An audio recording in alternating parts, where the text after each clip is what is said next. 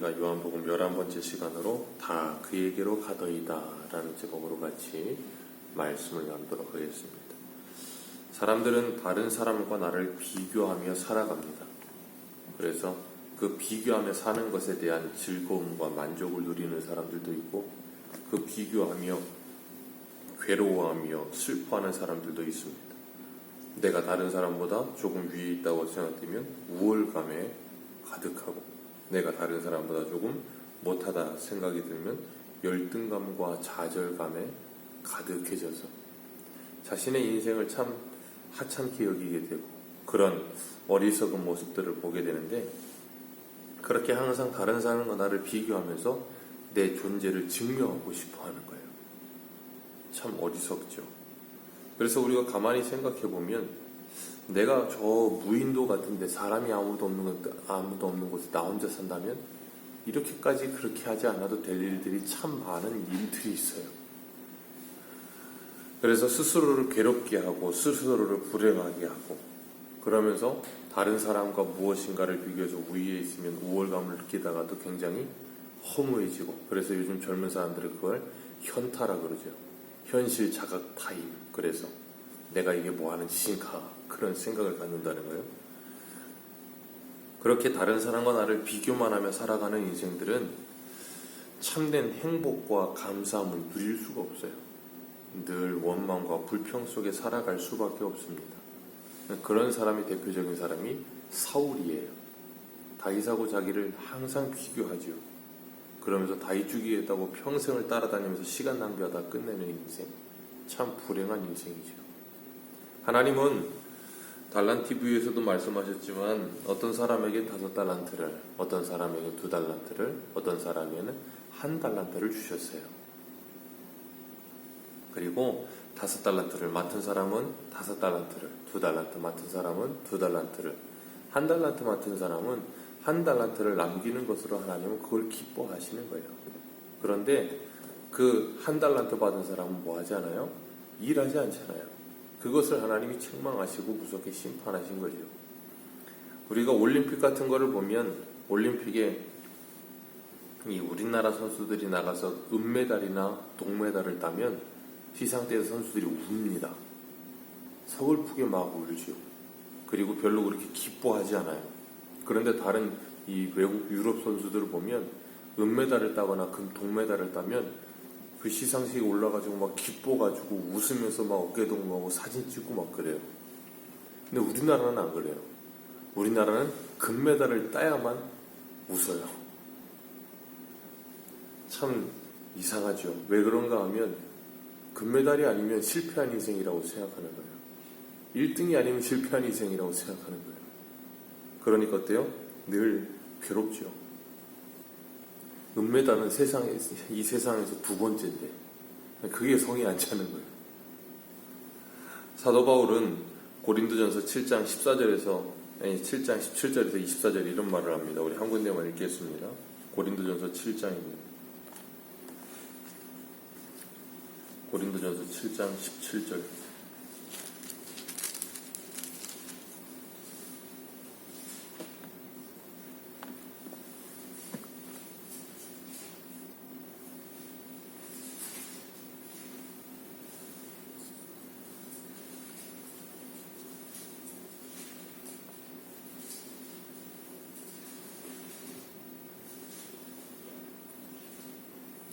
읽습니다. 시작.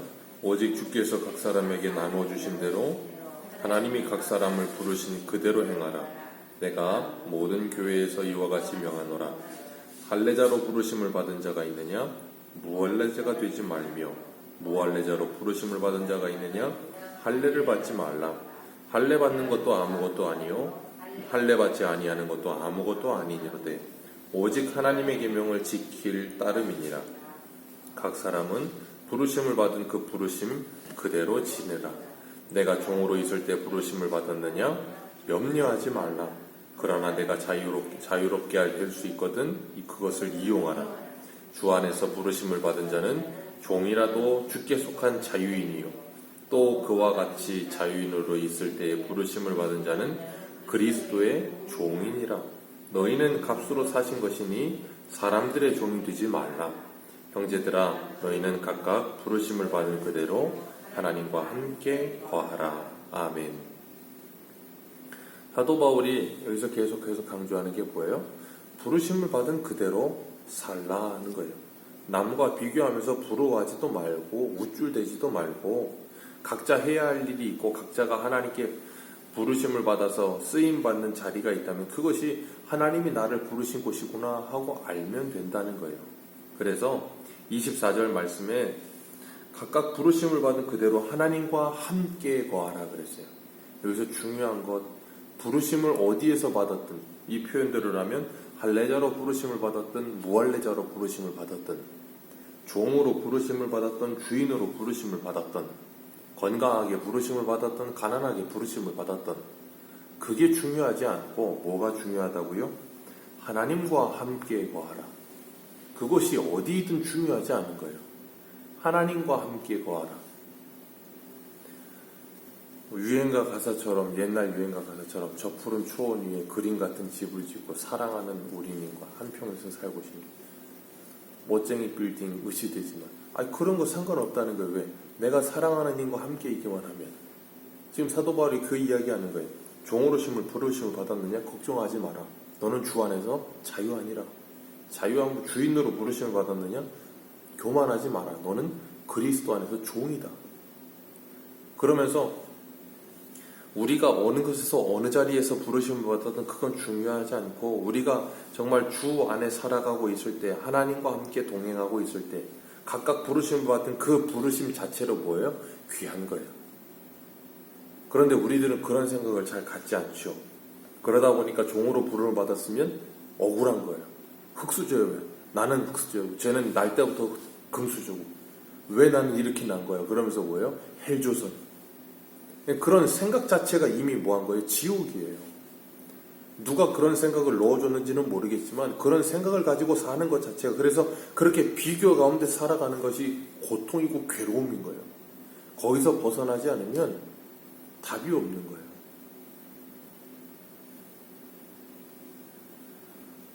그렇기 때문에 우리들은 무엇에 초점을 맞춰야 되는가 하면 어느 곳에 있든지 부르심을 받은 그대로 하나님과 함께 거하기를 힘써야 됩니다. 하나님과 함께 거하는 것에 초점을 맞춰야 되는 거예요.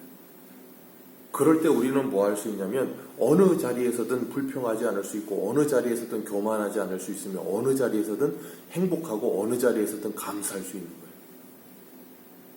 왜요? 하나님이 저 사람은 저기에 앉혀놓으셨으면 하나님이 저기서 저 사람 해야 될 일이 있어 앉히셨구나. 이 사람은 여기 앉히셨으면 이 사람은 여기서 해야 될 일이 있어 여기 두셨구나. 그걸 인정하는 거예요. 누가 거기 두셨다고요? 하나님이. 그러니까 높이 있는 사람이 낮이 있다고 생각되는 사람을 향해서 내리깔아보고 그를 무시한다면 누구를 무시하는 거예요? 거기에 두신 그 하나님을 무시하는 거예요. 거기 있는 그 사람이 자신이 이 사람보다 조금 높이 있다라고 생각을 가지고 교만하면 뭐하고 있는 거예요? 하나님이 자신을 거기에다 두셨다는 것에 대한 인식을 망각하고 있는 거예요. 그렇기 때문에 사도 바울은 뭐라 그래요? 일체의 비결을 알았다 그러잖아요. 풍부에 처하든지 빈곤에 처하든지 일체의 비결을 알았다. 내게 능력 주시는 자 안에서 내가 모든 것을 할 수 있느냐. 풍부에 처했을 때도 풍부한 가운데 그리스도인으로 살고 빈곤에 처했을 때도 빈곤한 가운데 그리스도인으로 살고 중요한 건 그리스도인으로 사는 게 중요하지 풍부하냐 빈곤냐가 아니에요. 그걸 모르면 우리는 평생 비교하고 경쟁하고 그리고 원망하고 교만하고 그 속에 빠져서 그 굴레에 빠져 살다가 갈 수밖에 없어요. 그러니 주님께 있으셨던 그 기쁨과 평안과 안식을 주셔도 못 누리죠.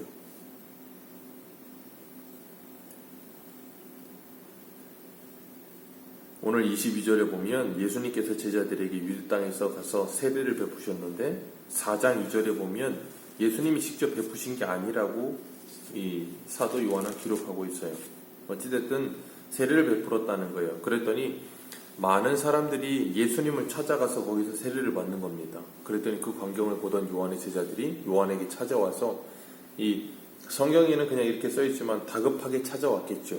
왜냐하면 요한을 따르던 그리고 요한을 따르는 제자들을 따르던 수많은 무리들이 있었는데 그들이 다 예수님 쪽으로 막 가니까 다 다급하게 찾아와서 뭐라 그래요? 선생님이 증언하시던 이가 세례를 베풀며 사람들이 다 그에게로 가더이다. 큰일 났습니다, 이제.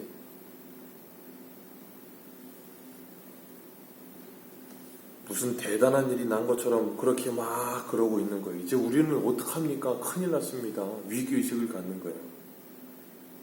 우리가 잊지 말아야 될 것, 세례라고 하는 것은 내가 예수 그리스도와 연합하여 함께 십자가에 죽었고 예수 그리스도와 연합하여 함께 부활한 거예요. 그래서 나의 옛사람은 죽고 나의 옛사람의 생각들도 다 무너져 버리며 나의 경험과 방식과 나의 어떤 사상과 그 모든 것들이 다 뭐 해야 돼요?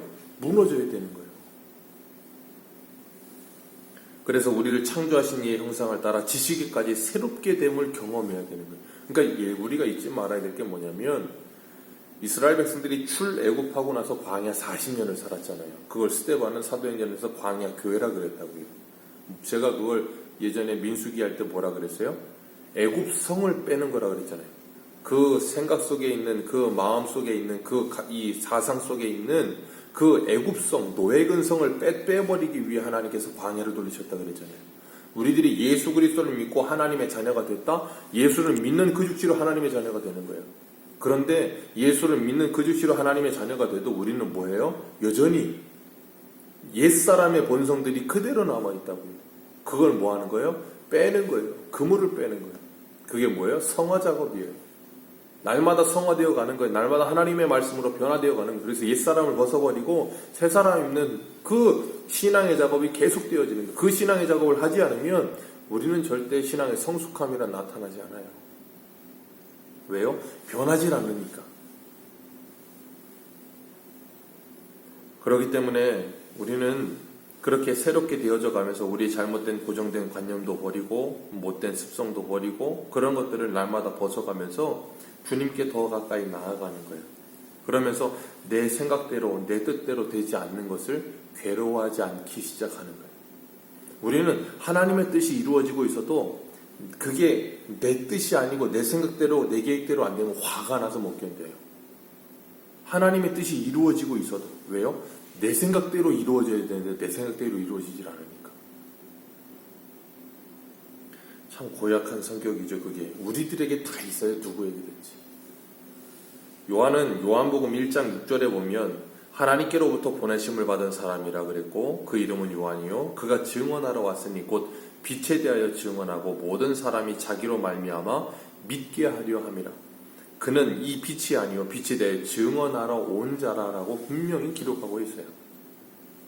그리고 세례 요한은 자신의 사명과 그 한계와 위치를 분명하게 알았던 사람. 그게 위대한 거예요. 그게 멋있는 겁니다. 우리가 요즘 이 반려견들 굉장히 인기가 많잖아요. 반려견들 막 훈련하는 그 유명한 사람이 있잖아요. 뭐 개통령 그래서. 그 반려견들이 훌륭한 건 왜 훌륭해져요? 주인의 말에 절대 복종할 때 반려견 와 그러는 거예요 사람들이. 반려견이 힘이 세고 뭐 턱힘이 세고 뭐 빠르고 중요하지 않아요. 그런데 그렇게 빠르고 턱힘이 센데 막 아무데나 막 뛰어들어가고 아무나 막 물어봐요. 그건 광견병 걸린 미친 개라 그러지 와 멋있다 그러지 않아요. 그런데 주인의 명령에 따라서 이 개가 막 움직여지면 와 그런다고요 사람들이. 너무 멋있다고. 너무 개가 훈련 잘 되고 너무 멋있다. 그게 뭐예요? 개의 영광이에요. 그게 그리스도인들이 하나님의 자녀요 그리스도의 제자로서 이 땅을 살아가면서 성도의 가장 위대하고 가장 멋있음은 뭐냐면 하나님의 말씀에 절대 순종할 때예요. 그래서 하나님의 말씀대로 우리가 움직여질 때 그때 뭐 하냐면 멋있다 그러는 거예요. 와 아름답다 그러는 거예요. 세례 요한에겐 그게 있었어요. 자신의 자리를 알았고 자신의 한계를 알았고 자신의 사명이 무엇인지를 알았던 거예요. 요한은 요한이 자신이 해야 될 일이 있고 예수님은 예수님이 하셔야 될 일이 있는 거예요. 그러니까 그 분명한 다름을 인정했을 때 우리는 뭐냐면 자유할 수 있는 거예요. 다름을 인정할 수 없으면 괴로운 거예요. 성경에 보면 사도행전에 사도 바울의 이 파트너였던 바나바가 나오죠. 바나바는 굉장히 인품이 뛰어났고 많은 사람들을 구제하는 일에도 뛰어났고 굉장히 멋있었던 사람이에요. 근데 바울하고 싸우고 나서 이 바나바는 사라지죠. 막아 데리고 자기 집에 돌아가서 가리키고 그 다음에 나오질 않아요. 그리고 나서 바울이 쭉 나와요. 제가 볼 때는 사람이 성품적으로는 바울보다는 바나바가 확실히 나은 것 같아요. 근데 바울이 성경에 지대한 분량을 차지하고 바나바는 차지하질 않아요. 사도행전 몇 장 나오고 나오지도 않아요. 자, 그럼 누가 위대하지요? 누가 하나님 앞에 위대한 것 같으세요? 우리가 성경에서 정말 좋아하는 왕 다윗. 다윗이 왕이 되기 전에 순리대로라면 누가 왕이 되어야 되냐면 사울의 아들인 요나단이 왕이 되어야 됐어요. 저는 요나단이 너무 멋있거든요. 근데 요나단은 사울의 왕의 아들로 태어나서 왕자로 있다가 그냥 다윗이 왕이 되고 요나단은 그냥 죽어요. 자, 요나단이 위대합니까? 다윗이 위대합니까? 누구든지 많은 사람들이 다윗 하겠다는 사람은 많은데 요나단 하겠다는 사람은 별로 없어요. 바울 되겠다는 사람은 많은데 바나바 되겠다는 사람은 없어요. 그럼 바나바는 누구 할 겁니까? 요나단은 누구 할 거예요? 다 다윗하고 다 바울 하겠대요. 왜 그 다윗하고 바울해요? 그래야 뭔가 있어 보이거든요. 그래야 뭔가 멋있고 뭔가 이름이 낸 것 같고 사람들이 알아줄 것 같고 그 핵심에 그 밑바닥에 뭐가 있어요? 자기 사랑이요. 그 자기의 욕심을 만족하게 하고 그 욕심이 들어있는 거지 그 다른 게 있는 게 아니에요. 그게 하나님이 어떤 사람은 바나바로 쓰시고 어떤 사람은 요나단을 쓰시고 어떤 사람은 바울로 쓰시고 어떤 사람은 다윗으로 쓰신다니까요. 그러면 그 쓰시는 그 자리에서 우리는 뭐 하냐면 거기서 하나님과 함께 거하면 그걸로 기쁨이고 그걸로 성공이에요. 그래서 하나님이 5달란트 받은 사람에게 칭찬하시고 착하고 충성된 종아 네가 잘했다 그러시는 거고 2달란트 받은 사람에게도 착하고 충성된 종아 네가 잘했다 그러시는 거예요. 1달란트 받은 사람도 일에서 1달란트 남겼으면 하나님이 똑같은 칭찬 똑같이 하신다니까요.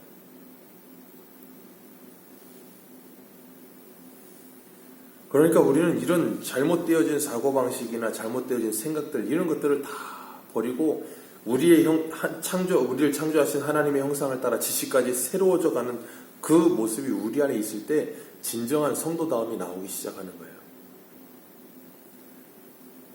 요한은 제자들에게 말을 듣고서 답하기를 하늘에서 주신 바 아니면 사람이 아무것도 받을 수 없느니라.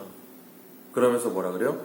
나는 그리스도가 아니라 그의 앞에 보내심을 받은 자라고 증언할 것은 너희니라. 나는 그리스도가 아니라고 증언해야 될 건 너희들이 해야 될 일이다.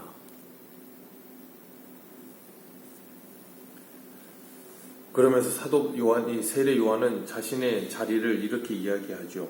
29절 말씀 같이 읽겠습니다. 시작.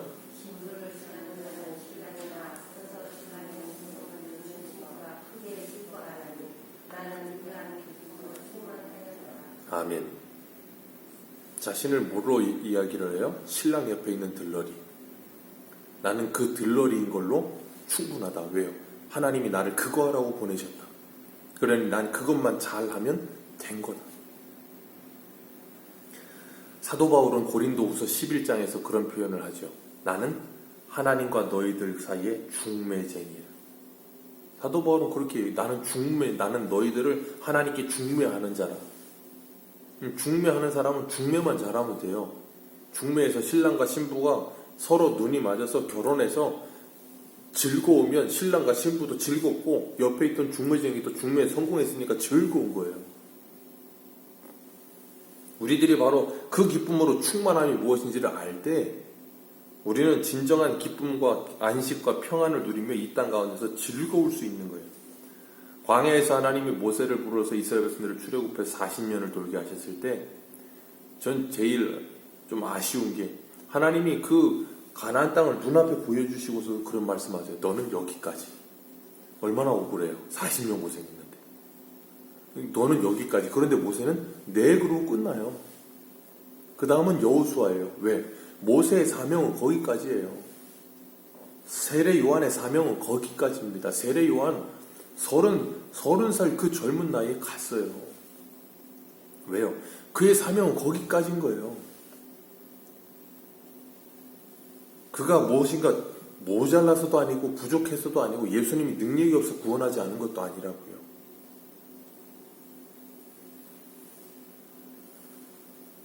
우리가 그것에 대한 분명한 인식이 있을 때 우리가 이 땅을 살아가면서 어떻게 살아가야 될지에 대한 분명한 인식이 생기는 거예요. 그러니까 우리는 자꾸 다 우리 옛말에 그런 말 있잖아요. 뱁새가 황새 따라가면 가라이가 찢어진다. 그럼 우리는 다 뭐예요? 내가 왜 뱁새야? 나는 황새가 될 거야. 그러잖아요. 아니요. 뱁새든 황새든 내가 있는 그 자리에서 부르심을 받은 대로 누구와 함께 거하라? 하나님과 함께 거하라. 그러면 거기에서 참된 안식과 기쁨과 행복과 즐거움이 있는 거예요. 왜요? 이 땅에서 뱁새든 황새든 그게 뭐가 중요해요? 영원한 나라가 우리를 기다리는데, 그 영원한 영광이 기다리고 있는데,